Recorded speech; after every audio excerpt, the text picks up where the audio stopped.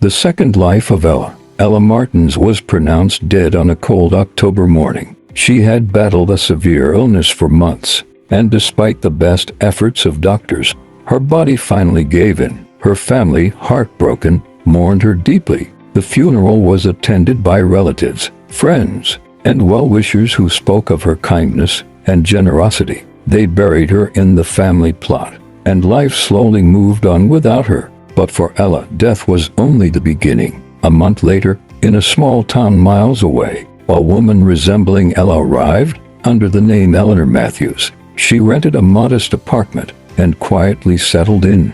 No one knew her past, and she preferred it that way. Soon, she opened a small restaurant, Ella's Kitchen, serving home-cooked meals to locals and travelers. Her food was not only delicious but carried an essence of warmth, the kind that made customers return just for the feeling of home. Ella's kindness extended beyond her business. She would often serve meals to the homeless, give away leftovers, and even offer shelter to women and children in need. She became known as a selfless figure in the community, someone people admired but knew little about. For 2 years, Ella lived in peace. She had built a life away from the past, away from the graves that held the body her family had buried. But secrets have a way of surfacing. One evening, a traveler passing through stopped by Ella's restaurant. He was from her hometown and had once been a close friend of her family. He froze when he saw her.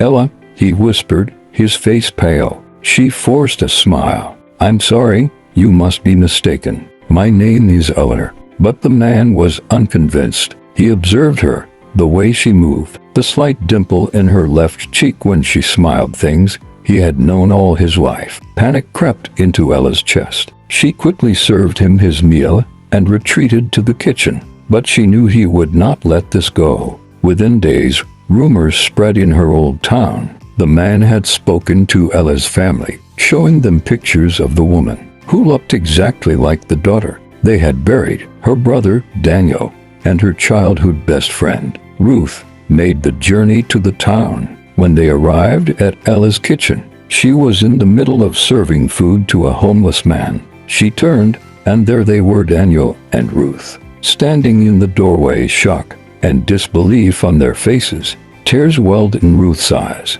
"Ella, how?" Daniel took cautious steps forward. "We buried you." Ella's hands trembled. She had prepared for this moment, yet she was still unready. She took a deep breath and led them to a private corner of the restaurant. "I was dying," she began, "but the hospital made a mistake. They confused me with another woman who passed away the same night. When I woke up, I was in a hospital in another city with no records, no identity. I had a choice to return home or to start over. I chose to start over." Tears streamed down Ruth's face, and Daniel clenched his jaw.